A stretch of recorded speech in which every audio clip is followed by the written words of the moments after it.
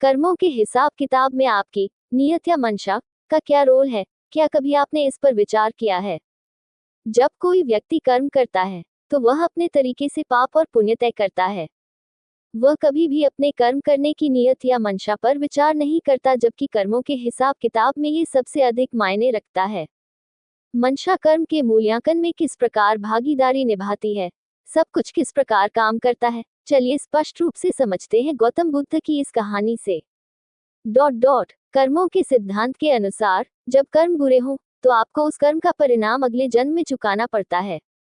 पाप और पुण्य की अवधारणा भी इसलिए बनाई गई है ताकि लोग अपने कर्मों की प्रकृति और उद्देश्य पर विचार करें, लेकिन कई बार लोग समझ ना होने के कारण बुरे कर्म को भी अपने नजरिए से सही ठहराने की कोशिश करते हैं।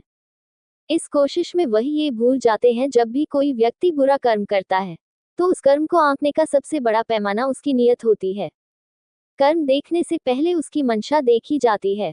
मंशा से आपके कर्म का मूल्यांकन होता है। जैसे कि एक वैद्य पर रोगी की मृत्यु का पाप नहीं लगता अगर रोगी की जान उसे बचाने की कोशिश में चली गई हो, लेकिन अगर किसी ने मनोरंजन के लिए एक कुत्ते को पत्थर भी मार दिया तो वह शायद बुरे कर्मों में गिना जाएगा। चलिए जानते हैं इसी कॉन्सेप्ट से संबंधित गौतम बुद्ध की यह कहानी। गौतम बुद्ध के एक शिष्य थे, चक्षुपाल। नाम उनका चक्षुपाल था, लेकिन वो अंधे थे। एक बार चक्षुपाल बुद्ध के दर्शन के लिए आश्रम पहुंचे और बुद्ध से मिलने के बाद आश्रम में ही रुक गए। रात में चक्षुपाल आश्रम के बाहर मग्न होकर टहल रहे थे। दिखाई न देने के कारण चलते हुए उन्होंने जमीन पर चलने वाले कुछ कीड़ों मकोड़ों को कुचल। जीव हत्या पाप या पुण्य? अगली सुबह जब आश्रम के दूसरे शिष्यों ने उन कीड़ों को मरा देखा तो अहिंसा धर्म को सर्वोपरि मानने वाले उन भक्तों ने चक्षुपाल को जीव हत्या के पाप का भागीदार बताया। शिकायत बुद्ध के कानों तक भी पहुंची। बुद्ध ने अपने शिष्यों से बुलाकर पूछा, क्या तुम लोगों ने चक्षुपाल को कीड़ों मकोड़ों को कुचलते हुए अपनी आंखों से देखा है? जवाब में सभी शिष्यों ने मना कर दिया, क्योंकि किसी ने भी अपनी आंखों से यह घटना नहीं देखी थी।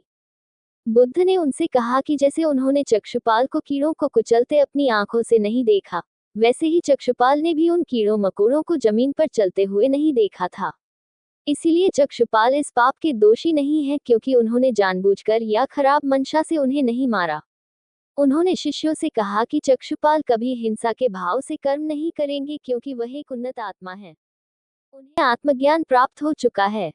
कई सभ्यताओं में बात सुनकर शिष्यों के मन में एक जिज्ञासा जगी। उन्होंने बुद्ध से पूछा कि अगर चक्षुपाल एक उन्नत आत्मा है तो आखिर किस पाप के कारण वह अंधे हैं?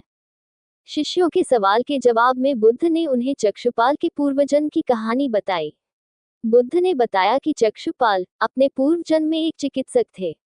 एक दिन एक औरत उसके पास अपनी आंखों के इलाज करवाने आई।